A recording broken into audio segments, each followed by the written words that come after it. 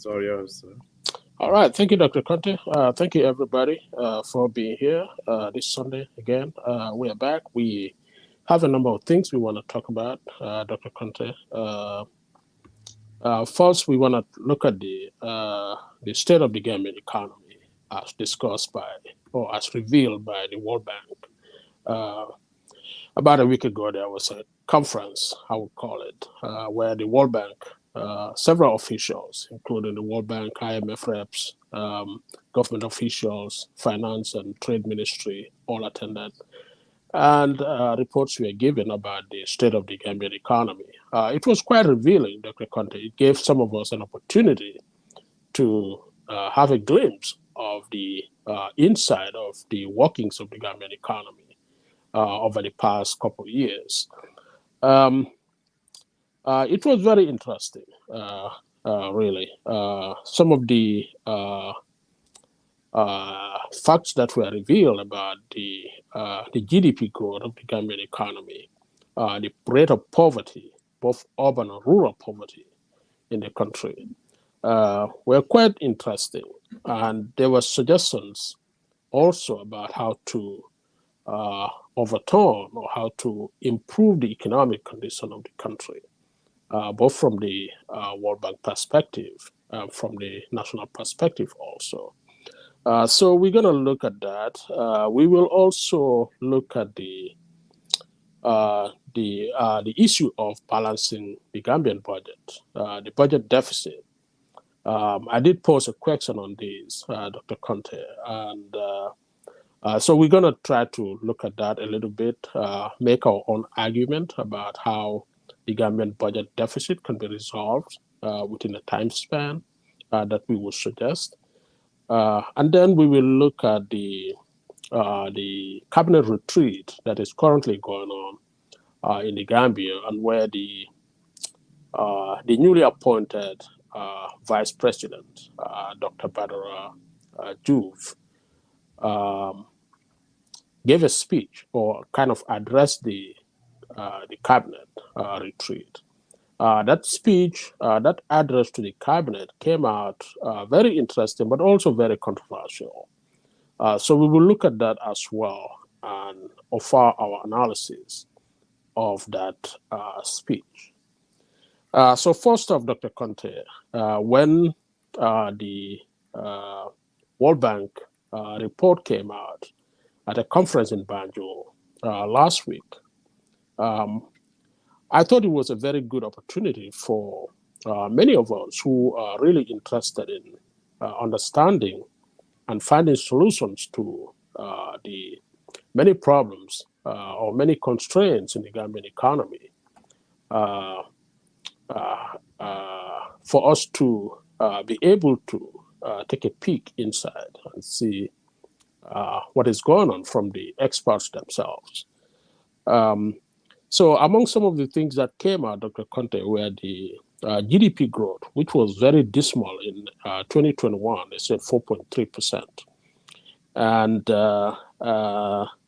poverty also was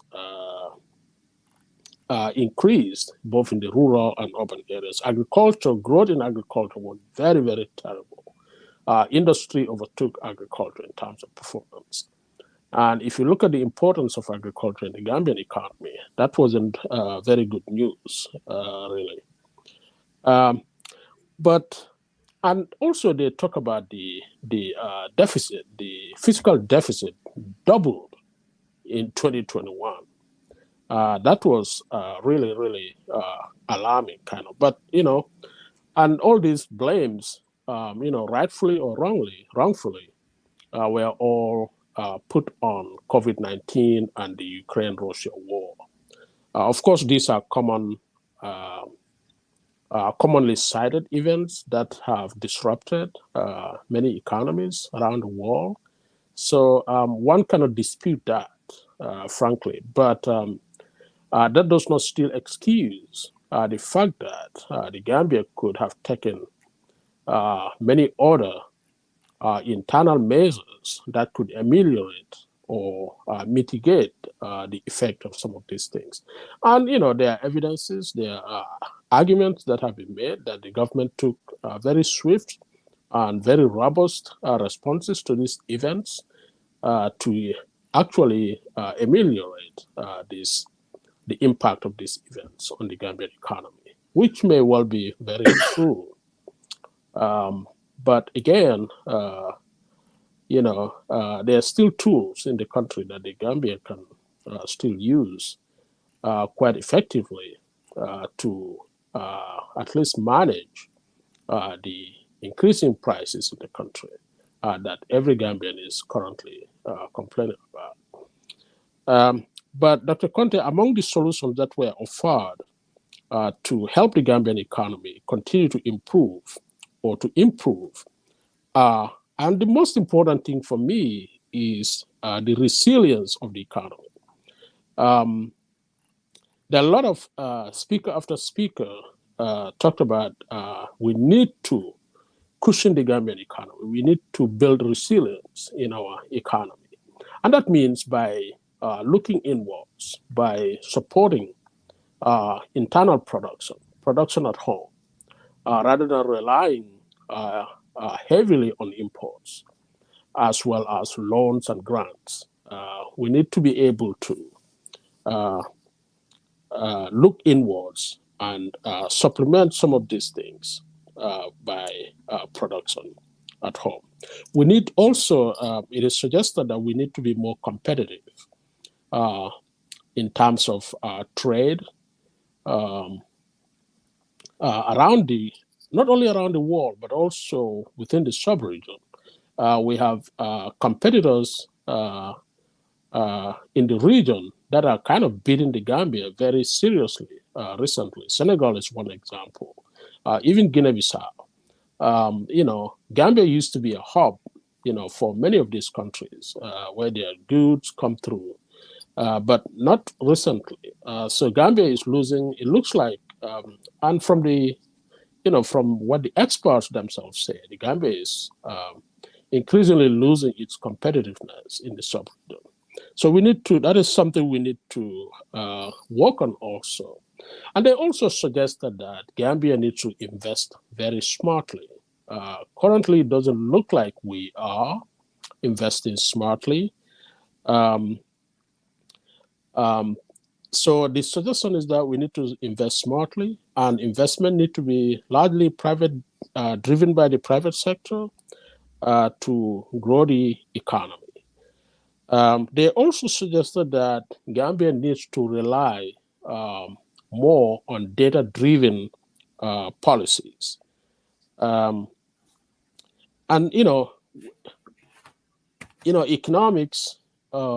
economics is works more like a science now, right?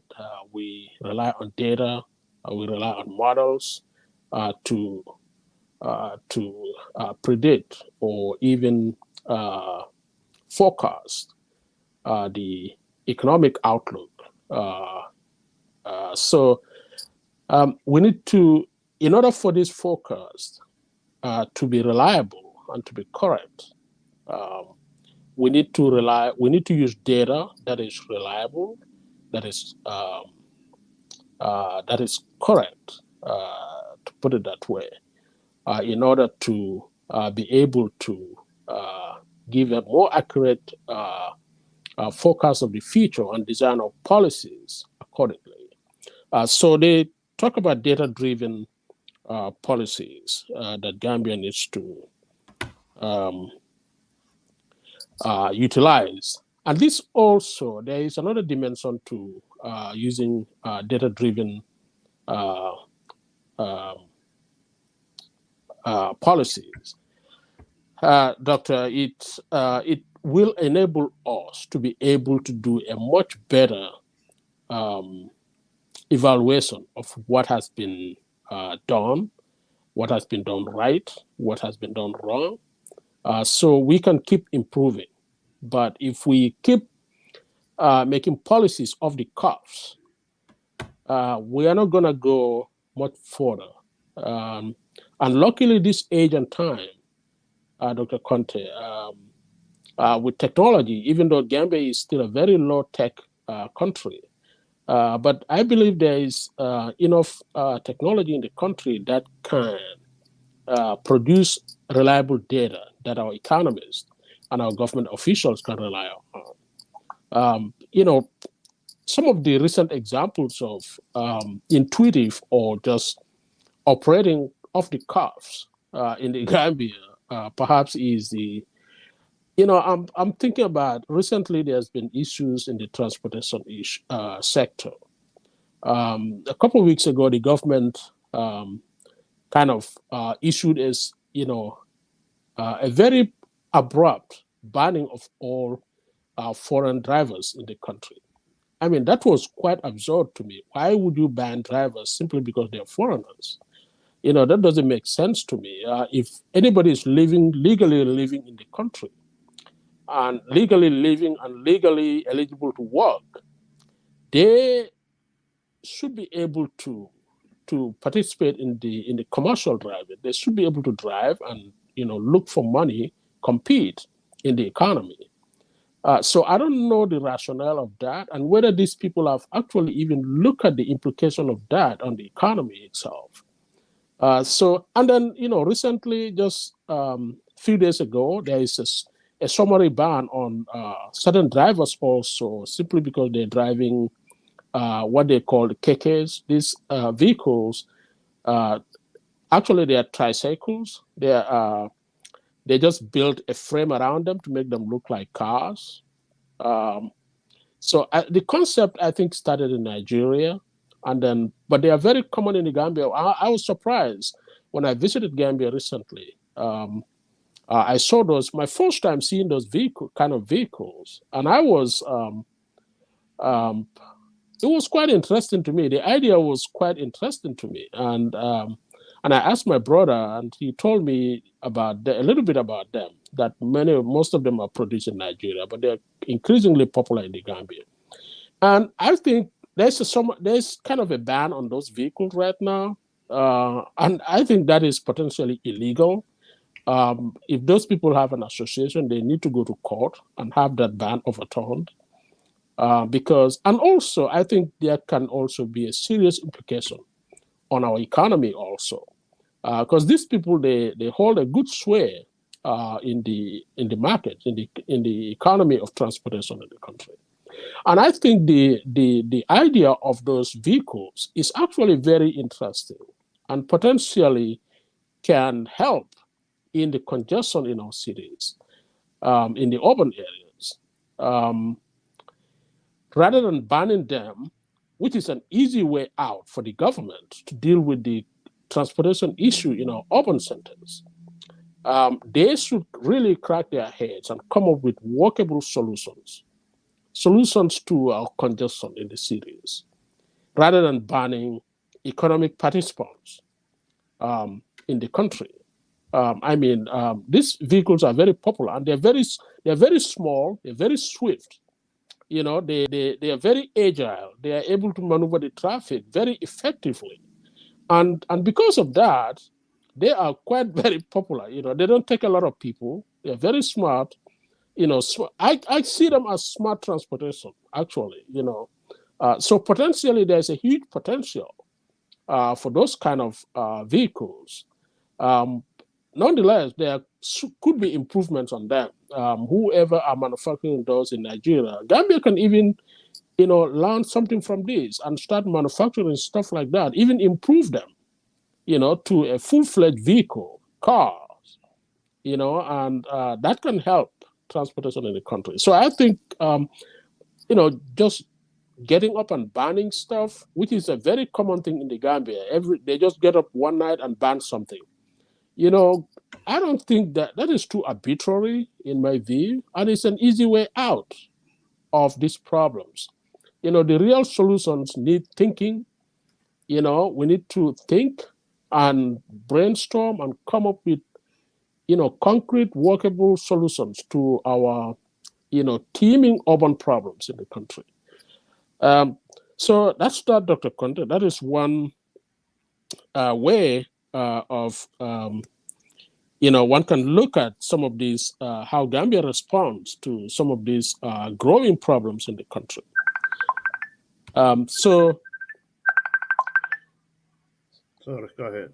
yeah, so that much I wanted to say, and then and they to dilate a little bit on the extent of poverty in the Gambia. The guy they call the poverty economist, Mr. Toure, talked about urban poverty and rural poverty in the Gambia during the time of his study, and his overall in the Gambia, Dr. Conte, nearly half of the country is below the poverty line. That is serious. That is very, very alarming. And it hasn't changed over years that much. I think that number has been quite consistent for some time. Um, but also, if you look at rural poverty, I think he said 7 out of 10 people in the rural areas are below the poverty line. So there's a lot of rural poverty in the country. And partly because agriculture is failing in the country. So um, that is not going to be much good news for the rural population. Um, if you look at the performance of agriculture, I think he said it declined. It only grew by 0.6% um, uh, compared to the to construction sector, which grew by 11%. So urban poverty also, he said, um, I think 3 out of 10 people in the urban areas are below the poverty line. And this number may appear low, but 3 out of 10 in the urban areas below poverty line is a huge, huge number. And what is also interesting is that this number has increased over time. So what we see based on his analysis and his data, there is a creeping increase in urban poverty in the Gambia. So a lot of people um, talk about rural urban migration, and we all talked about this. I remember I used to talk a lot about this with my students when I was teaching in the Gambia. Um, most people leave the urban areas, come to the rural. Most people leave the rural areas, come to the urban areas looking for greener pasture. Now, increasingly, many of those people are confronted with the same situation they left behind in the rural areas. Um, so urban poverty is increasing as well, largely because of the economic conditions, inflation, and rapid rise in prices. Most people in the urban areas, their income is not getting them anywhere, basically. Dr. Conte, what do you have to say about the state of the Gambian economy as the World Bank report just revealed? And then after that, we will look at the balance in the budget and the new vice president. Is it actually the World Bank report or a report by government officials and then reviewed by World Bank? I don't think World Bank actually does a survey of Gambia. They did a survey of Gambia's poverty. I think they did it in the Gambia and they reviewed it, and we have to be realistic about that. I Because think. Mhm. go ahead. I think actually the report is a little bit different from the way it is reported in the media. I think there's a component of it that is from World Bank's data on the Gambia. If you listen to, based on my understanding, if you listen to the opening of the program, much of that data come from World Bank assessment, and the IMF country rep also. I think she is there. I forgot her name. I think she also gave a remark. Actually, she actually produced a slideshow of data that has been collected by IMF on the country, I believe. And then how Uh, much? What is the excuse me? What's the poverty line? How much in dollars is poverty line? I am not exactly sure about that. I don't think that issue came up, but the assumption is that um, they didn't mention that the cutoff line for the poverty line in the Gambia. But I think many of them would be aware of that. I don't know. I'll have to look that up. But there are also some parts of the report, the whole program, where experts in the Gambia gave their assessment of the Gambian situation, especially Mr. Toure, who is said to be the poverty economist. Much of the information from him is research they have done themselves in collaboration with other partners, maybe international partners. So I see the program as in different components, but they call it a World Bank. I think in the media it was referenced as a World Bank report, something. So, but that's what it is. Okay, so let's go back to where when Jammeh was in office. Mm-hmm. Jammeh wasn't getting a lot of aid from Western countries. He mostly got aid from Middle Eastern countries. I tend to be very skeptical of the World Bank and IMF because they want to put us in perpetual poverty. You can do research in any developing country that relied on donations from World Bank, and in fact, it's not donation because they're going to come up with structural adjustment policies for you to adhere to. And if you do that, what's going to happen? You're going to have inflation, and another one is that your currency is going to devalue. So as a result of that, anytime you look around in the Gambia, when they talk about, so you make a budget. I know we're going to talk about the budget, so let me not go there. So I would rather, because what has happened to Kenya when Kenyatta, the president, said that they're not going to be taking out loans.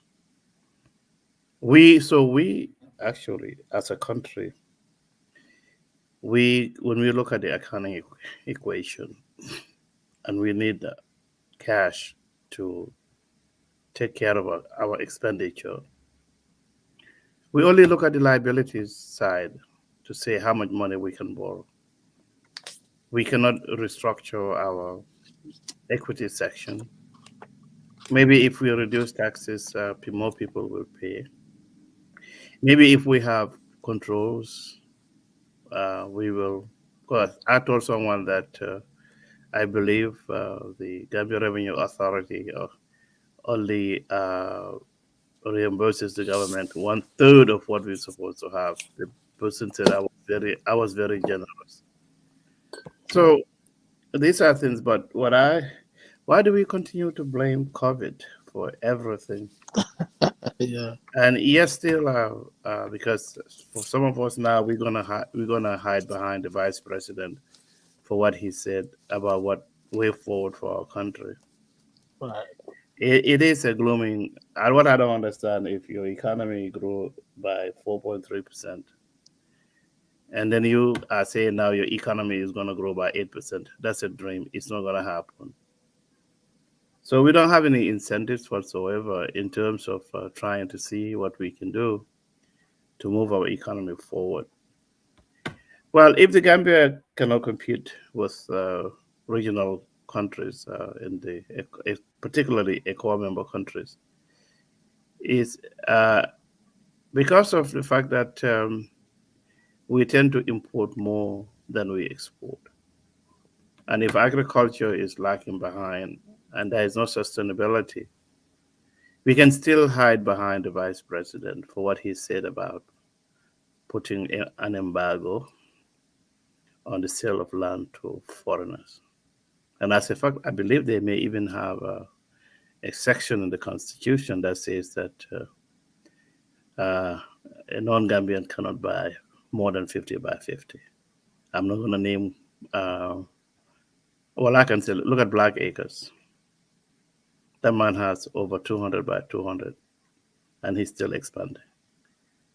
So if you have 67% of the people living in the urban area, so you have only 33% living in the rural areas. How do you expect agriculture to grow when aerial land is being replaced by residential dwellings?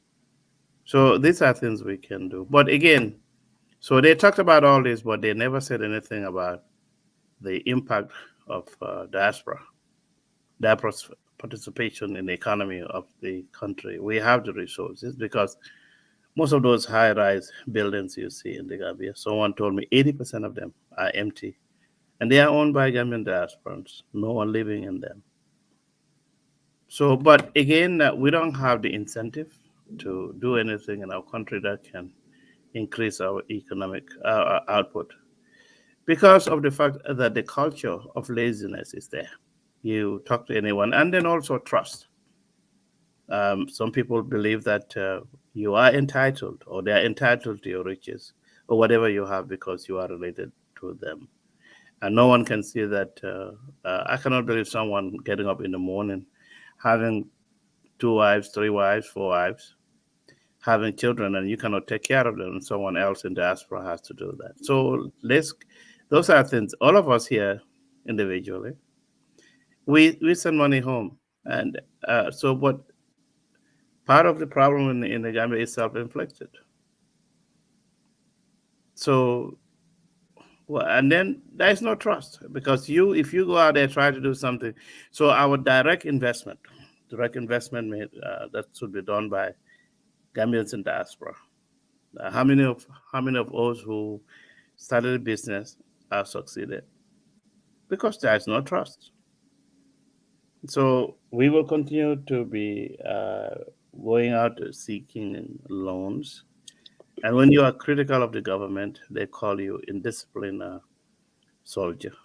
That they don't. So they want folks who have to conform to what they want you to do.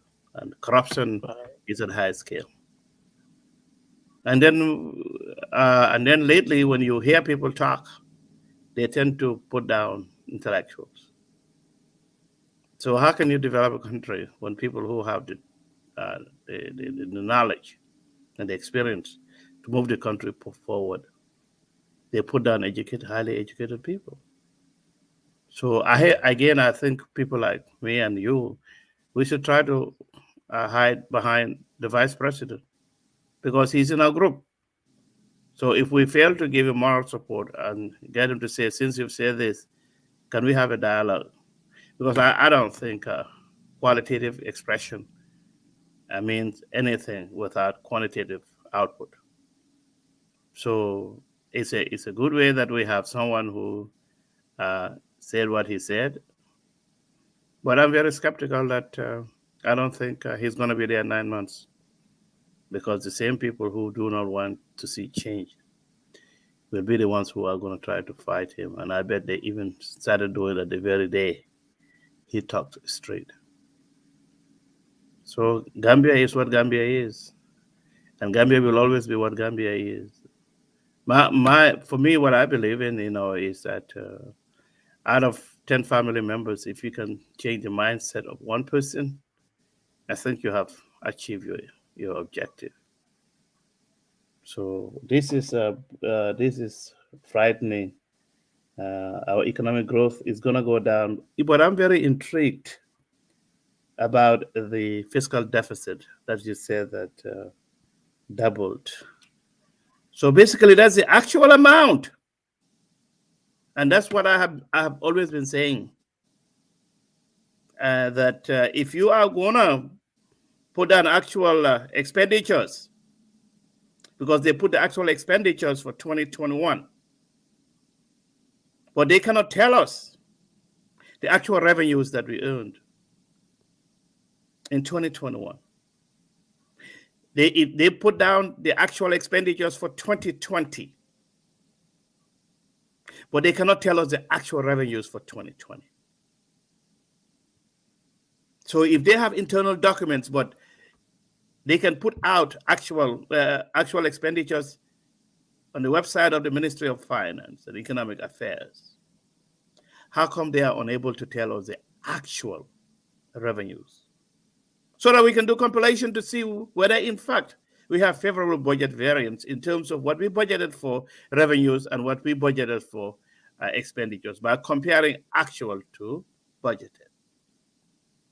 So until I see that, I don't hold any reliability to the report. So maybe the vice president can try to say that, well, if you're going to do this, this is what you need to do. So remember, the same World Bank said that 80% of what Gambia reports is not reliable. So I would say 80% of what they have said is not reliable, and some of us will continue to criticize the government because we believe that the more we criticize you and you are open to a dialogue, the better we are in our country. Uh, this is, to me, the Gambia's fiscal deficit. Let me tell you, uh, is a nominal account because deficit is equity negative. So they close it by taking more loans. So anyone talks about fiscal deficit, you say at the end it increases the total debt of the country. I stop right there. Thank you, Dr. Conte. Very well said. Yes, that is exactly true. I wanted to just say this briefly. Actually, in the program, in the reports, I think they talked about the diaspora remittances. They basically just said remittances.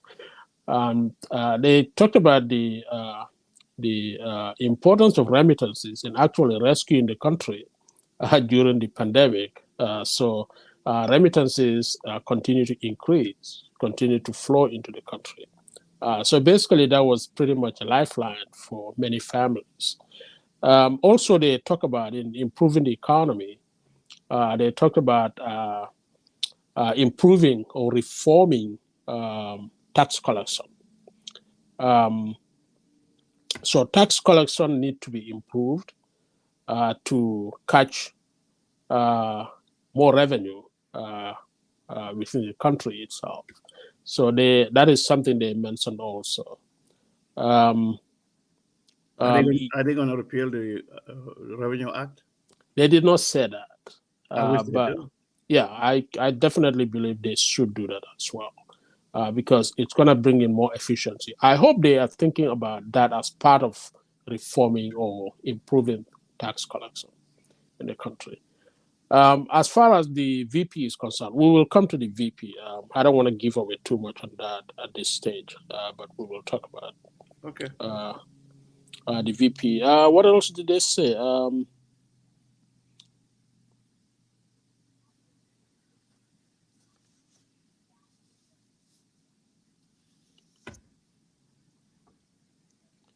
They did also say agriculture kind of rebounded in 2020 a little bit by 10.6%. But Dr. Conte, these are some of the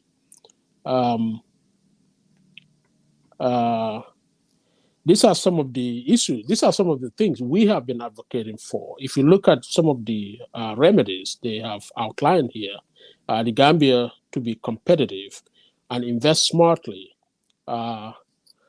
design policies around data, actual data, correct data, accurate data, physical resilience. These are things we've been advocating for all along.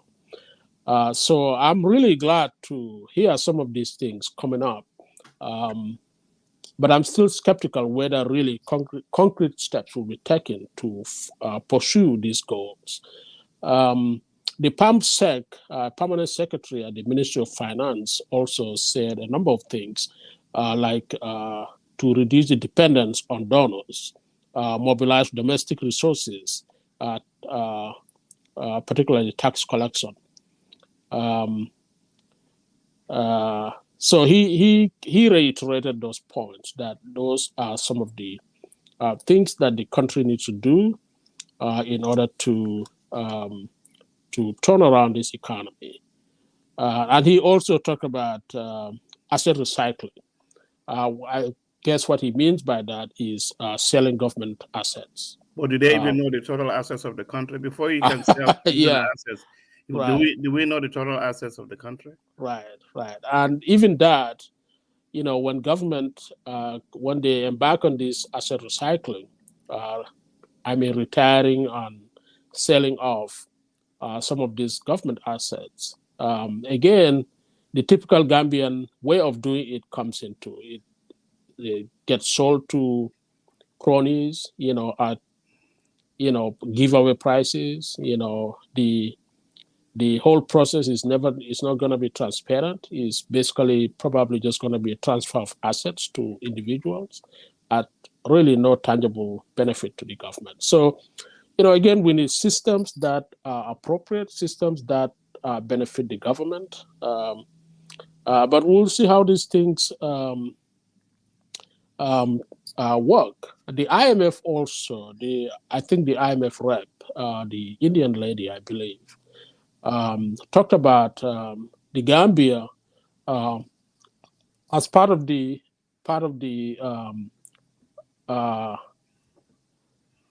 approaches to tackle our economic problems to improve the Gambian economy will be greatly dependent on how much Gambia is able to integrate into the regional economy. And Dr. Kondo, we talked about this over and over, that the Gambia is too small, to go it alone, right? We have to integrate into the regional economy. We have to integrate smartly also. We have to integrate in a way that positions us in a position of advantage, right? We need to be able to develop and improve our ports to position ourselves in the regional trade. And we need to produce locally so we can export to the regional markets. We've always talked about this. Without these things, the Gambia is going to lose out, continue to lose out like we are right now. We're not going to get out of that situation. So I'm glad some of those things came out. And I hope government is able to follow through on some of these important ideas that came out of the conference. Dr. Conte, unless you have something else on this, we're going to move on to our next thing, balancing the Gambian budget. Unfortunately, I did not, I don't think I saved my copy of I don't know if you can download the spreadsheet I sent to you. I'm probably going to talk about it offhand. What's that? The calculations I did about how much we need to cut from the budget annually to balance it in 10 years. Well, how can we pay that? Well, I'll find it. You go ahead. I was looking for my copy. I couldn't find it, but I'll find it. I'm gonna make a proposal here, and I was trying to sound some opinions about, see if somebody wants to make some comment on this. And this is a proposal. I made some assumptions there, and so depending on what assumptions one holds, those numbers may vary.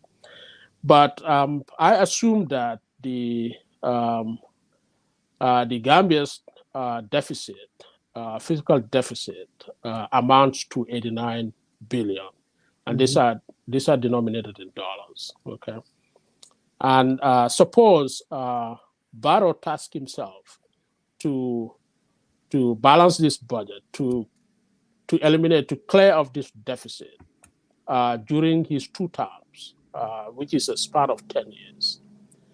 And I assume that the current interest rate is 11%. I think that's what the NPR is currently, central bank's NPR, the monetary policy rate. Yeah. I understand it was increased by 1%, so it may be 12 or it may be 11, but I took the 11%. And the time to clear this deficit. You got it? Yeah, there you go. The time to clear this deficit is 10 years. So if we, what I did is I divided this total deficit, 89 billion, by 10 years, which makes it 8.9 billion, right? No, so you have 9.94.8. Okay. So So 94.8 is the total deficit. And then I divide that. Can you say it? Yeah.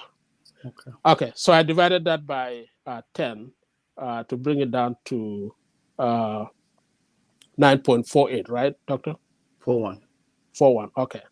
So that is the amount to be paid annually, to be taken or cut off the budget annually, right? Mm-hmm. Okay. So, but that is just a mathematical amount, right? The amount of money that actually needs to be cut off the budget over a 10-year period is not going to be the same as that because of the time value of money, right?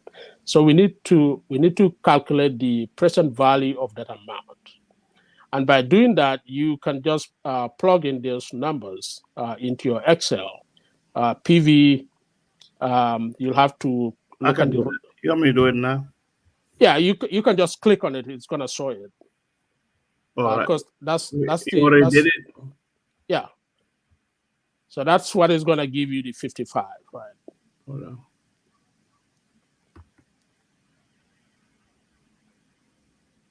We don't put it. I didn't say it. You don't have. Just click on the 55.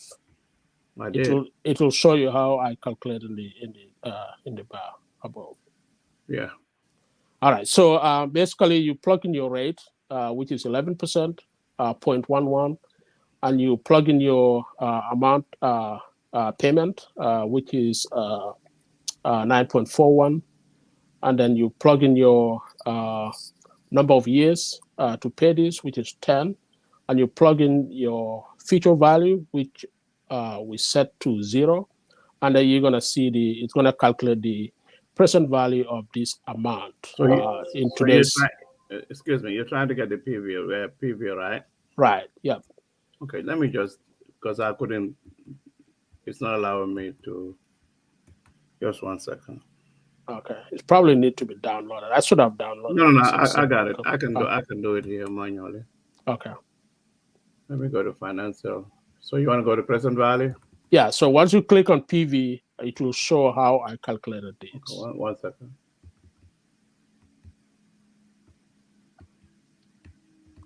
There we go. So basically, what we are doing is all these amounts of money that need to be cut off the budget annually. Excuse me, the rate is 0.11. 0.11. Yeah. And the period is how many? 10. Okay. And how about the payment? Payment is the 9.41. 9.41. Yeah. Will allow me to. I can put 0 here. Yeah, 0 will be for the future value. There we go. So basically, what we are trying to do here is all the amount of money that needs to be paid annually, cut off from the budget annually, 9.41, spread over a 10-year period. We have to bring all those payments to today's value in dollars. So the current value, the present value of all that is what we have calculated. All right. But again, we have to apply the coupon rate on this, right? Because if you want to cut off that amount, you are probably tasking. You are not fairly distributing the cost of closing that budget across the life of the country. The current generation is going to pay the brunt of it, right? So we have to spread it judiciously over time. So we have to apply the coupon rate again. We multiply that by the coupon, which give us the final amount, 6.08, Doctor? Mm-hmm. Yes. So actually, we need to cut the budget by 6.08 billion annually to be able to close that deficit in 10 years. So Can I convert this to dollars? Yes. So we have to multiply that by 51 or 52, whatever the rate is now, to dollars. So you're talking about, do we have the ability to cut the budget by that? I think that is going to be a big call. I was actually last minute, I was thinking maybe I would move that time span to 15 or 20 years. But here is what we can do, Doctor. I was thinking if we, because we proposed earlier that we're going to close the Ministry of Sports. We're going to cut foreign service by at least half. So 3 billion?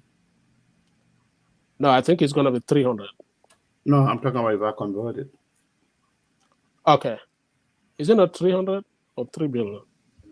This is a million, so 55 million. Yeah, okay. Yeah, there you go. Yeah. It's 2.9 billion. There you go. So if we make the reforms we propose, Doctor, close the sports ministry, Mm-hmm. Reform the foreign service by about half, reduce it by about half, 50%, and take away the close the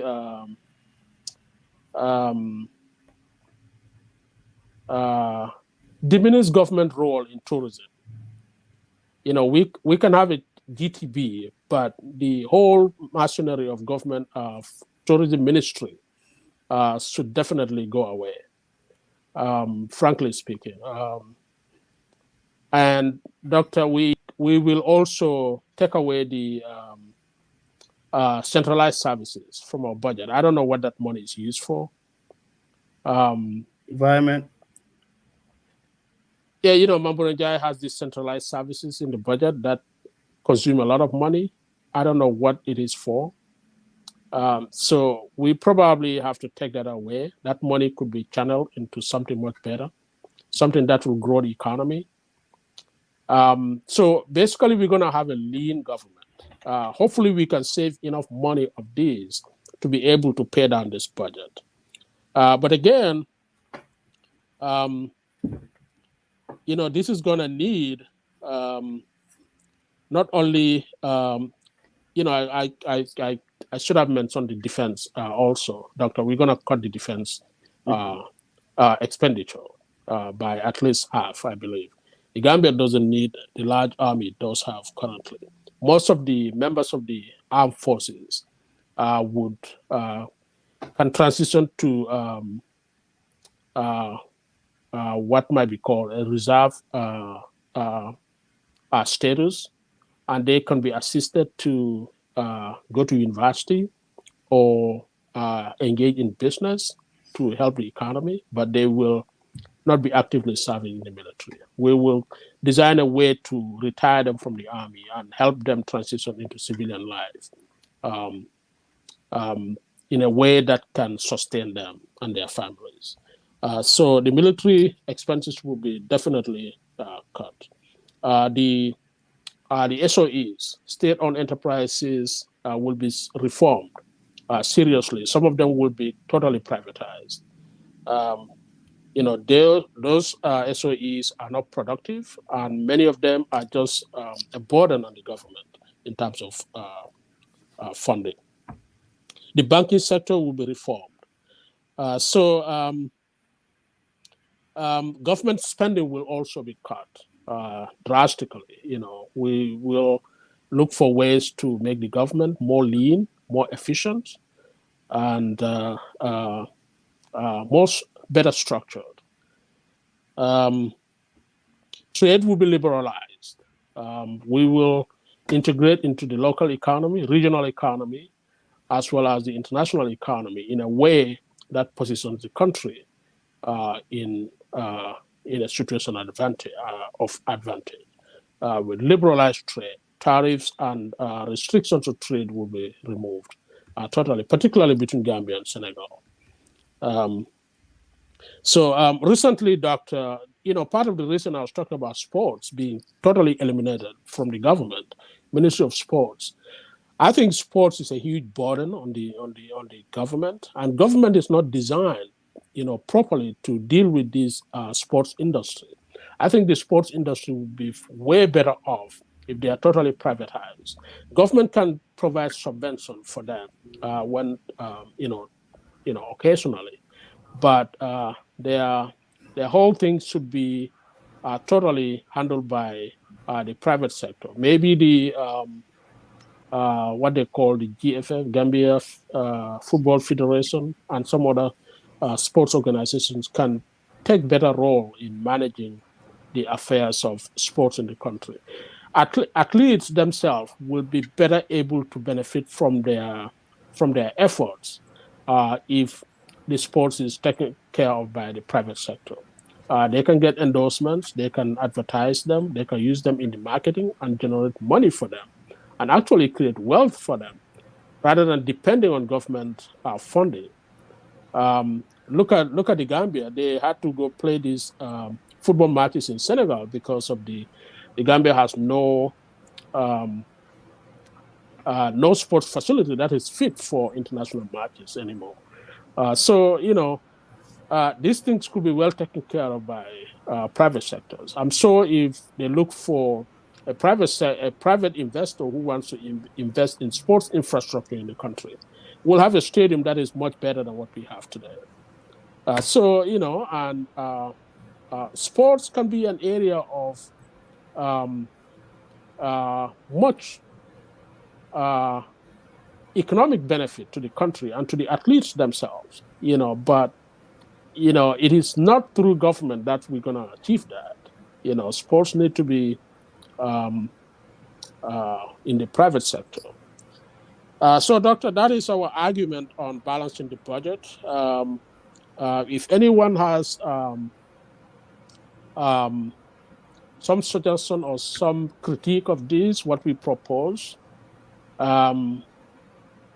please feel free to contact us, send us messages, give us a call if you need to, and express your views. I am aware that the time span might be subject to expansion, probably to 15 to 20, even 20 years. But this is our proposal. And I believe with the reforms that we propose, our government should be able to almost find this money to cut off the budget without really changing the living standard of Gambians that much. Of course, Doctor, we have some assumptions on this in designing this proposal. One assumption is that the Gambia is going to maintain fairly the same standard of living over this period of 10 years. And another is that the inflation rate is going to stay constant over this period of 10 years. So there are a number of assumptions that are built into the system, the argument we are making, and I just wanted to briefly highlight those. Doctor, do you have anything to say about the Gambia's budget? No, and possibly how to balance it? no. All right, sounds good. So we're gonna move on to our next topic, and that's a big one. That is the what I recently called "No Longer at Ease." Dr. Badara Joof, the newly appointed Vice President of the Gambia, gave a presentation at the cabinet retreat that is ongoing, I believe, and he said the Gambia is no longer at ease. Quoting the Nigerian novelist Chinua Achebe.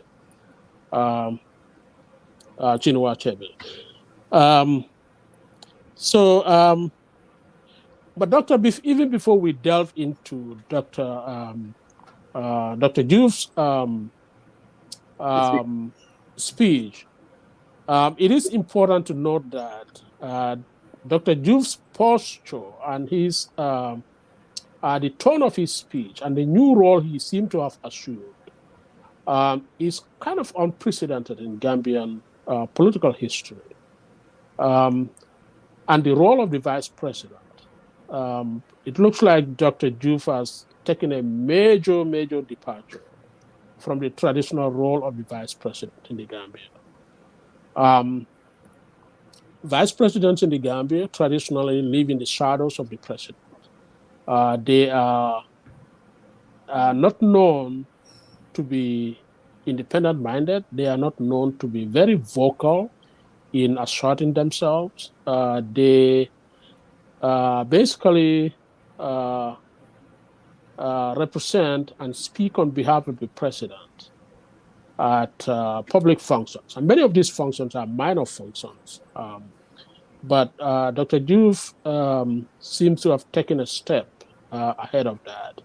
And we commend that. We really applaud it. And last time, Dr. Conte, we were saying that we hope that the president utilize the vice presidency and definitely use and rely on the expertise and the knowledge that the new vice president, Dr. Joof, is bringing to the table.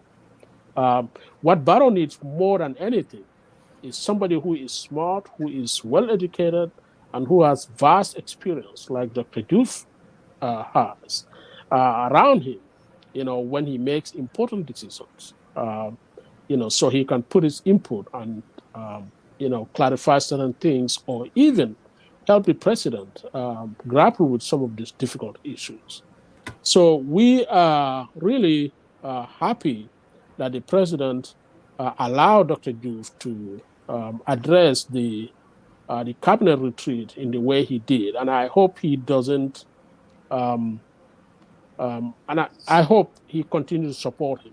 I know there are a lot of criticisms of him out there currently for taking the position he has taken, especially talking to his ministers in what could be described as derogatory way.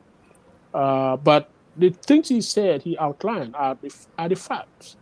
I know facts and truth can hurt, and in the Gambia, it does so very, very. It is much more hurtful in the Gambia because many people do not want change, Doctor.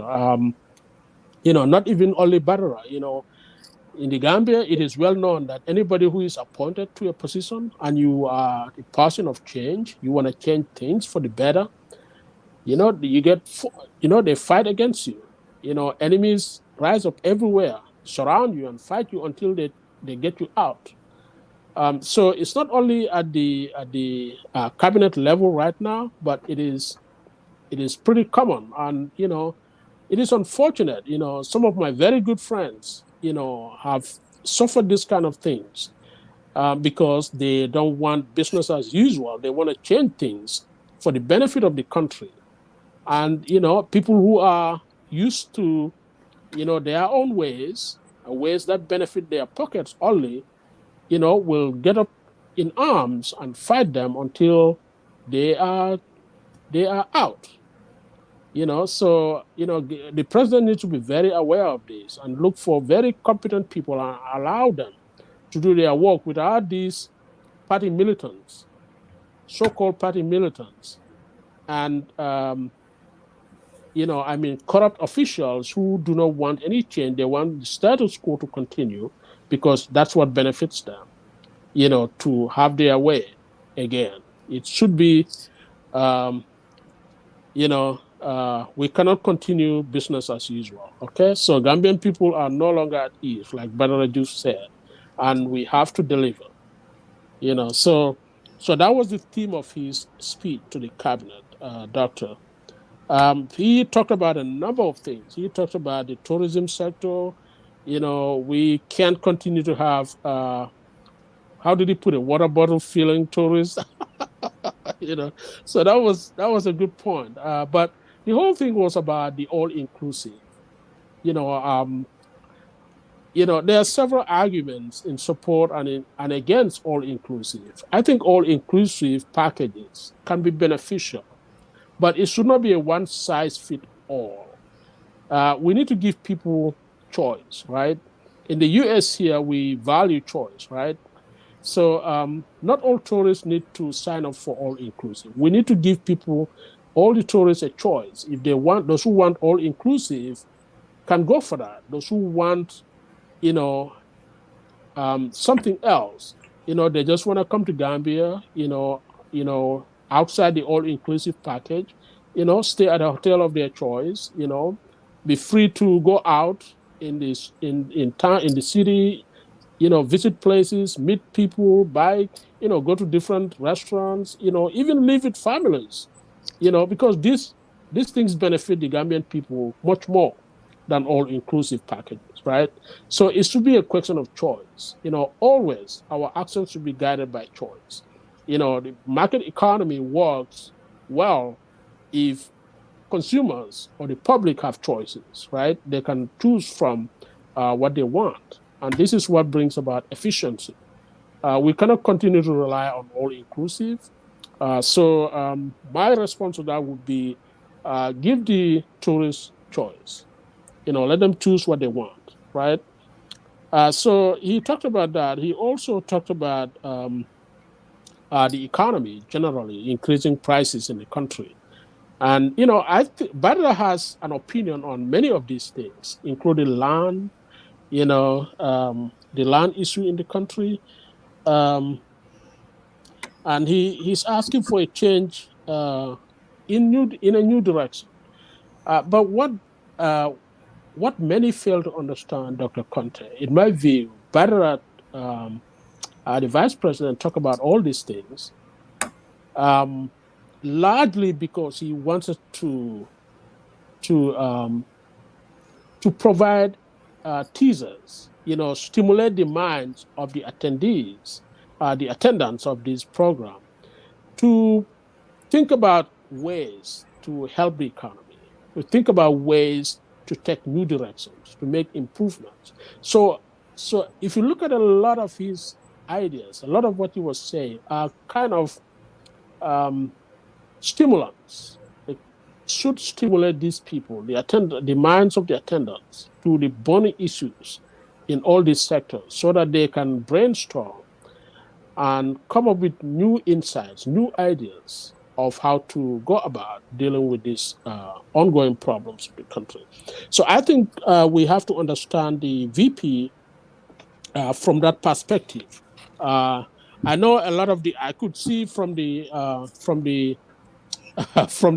faces of many of the attendees, some ministers. I don't want to name names right right now, but anybody who watched would know that some of the ministers were not too happy about what he was saying, and interestingly, he was even questioned by reporters, what if he is fired by the president? And Mr. Joof said he doesn't care whether he's fired or not. I agree with him. He is a well accomplished person, highly educated, highly experienced.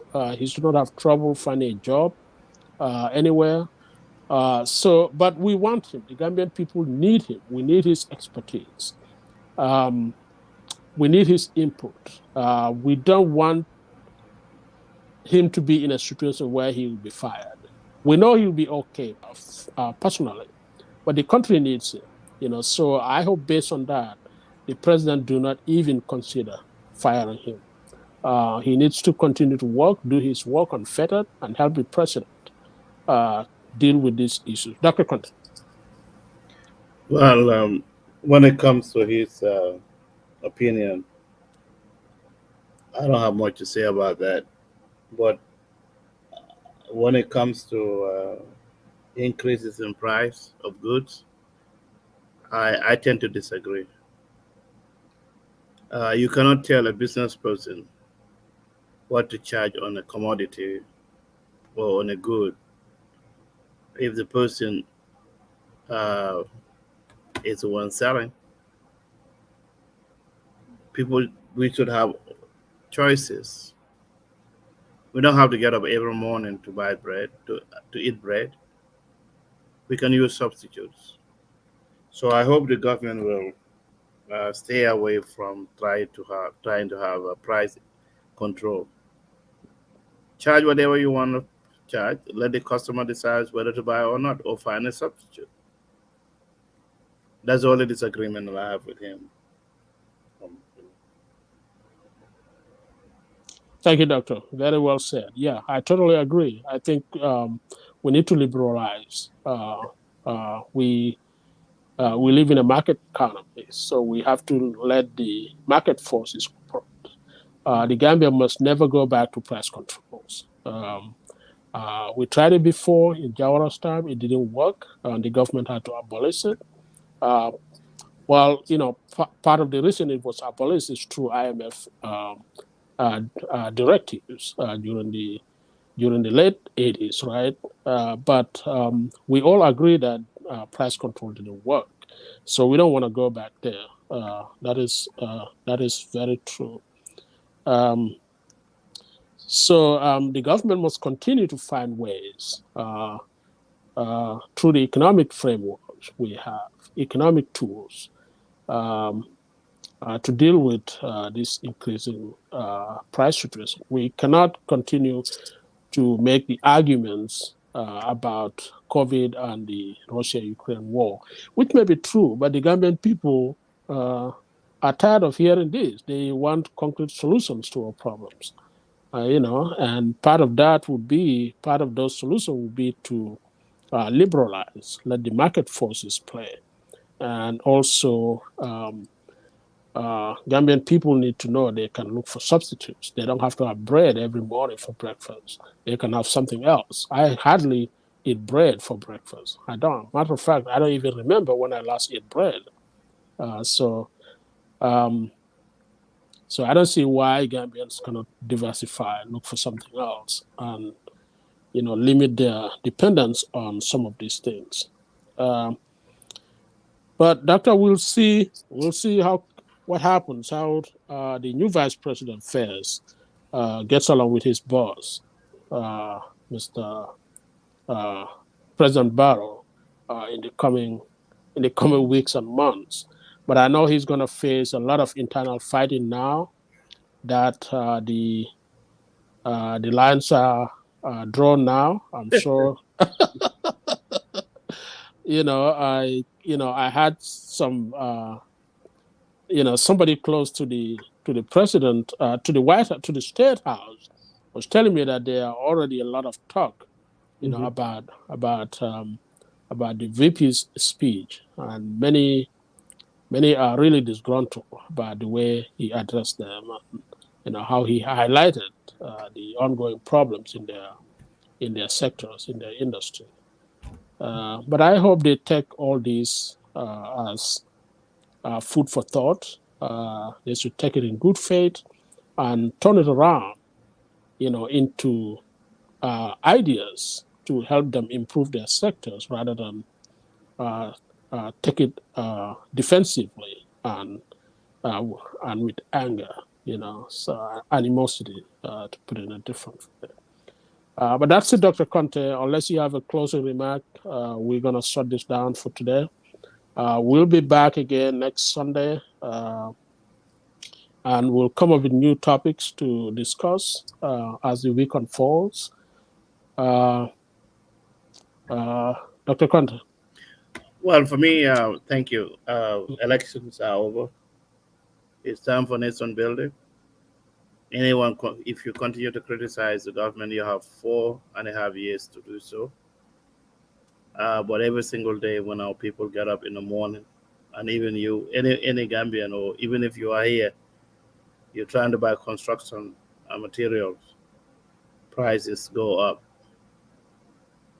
But again, if they want to rely on the aspirants for remittances, I hope the vice president can also engage the president and the National Assembly to amend the constitution and accept dual citizenship. Because if you are a diaspora and you send money, to me, it's as if you live in the Gambia. So I hope the legislature can do that, and also the committee for finance, or public finance committee at the National Assembly. I watched their um, sitting, and I was impressed by one thing, that they want to look at new documents instead of going all the way back to 2015 audit, and they would like to have compliance on the state-owned enterprises to provide their audited financial statements. But I haven't heard anyone talking about any of those people are talking about the Gambia Revenue Authority having their annual report, even though it may be part of the Ministry of Finance. I haven't seen anywhere in the country where the University of the Gambia, GTTI, Gambia College, where they have annual reports to know whether we have any uh, deficit fund balance. I have not seen anywhere any bank that you can go to with the exception of the Standard Bank of the Central Bank of the Gambia, where you can see audited financial statements. So these are things that we need to have. Thank you. I don't see the validity, excuse me, of moving managing directors from one area to another. If you feel that they are incompetent, why are you going to put them somewhere else? Go bury them in the foreign service if you can. And finally, I was very disappointed about someone in the government who who said that people from the rural areas are the ones responsible for messing up our foreign service. And I thought, as Gambians, we should live beyond that kind of mentality. Anyone listening to me, I want, this is how we all come together. When you see a certain person wants to discriminate against the entire country. So people who are born in the provinces, rural areas, are we inferior? I will keep on talking straight because the vice president talks straight, and we also talk straight. And actually, was the vice president not even born in the provinces himself? So for someone to have that mentality and a representative of the government, I'm glad that when they posted this person to be a deputy ambassador to an unnamed African country, he declined and he decided to retire, which is good for him because we don't need people like that serving in our country. Thank you. Thank you, Dr. Conte. Thank you, everybody, for being here with us. We'll see you again next Sunday. Take Thank you, care, sir. Doctor. Bye bye.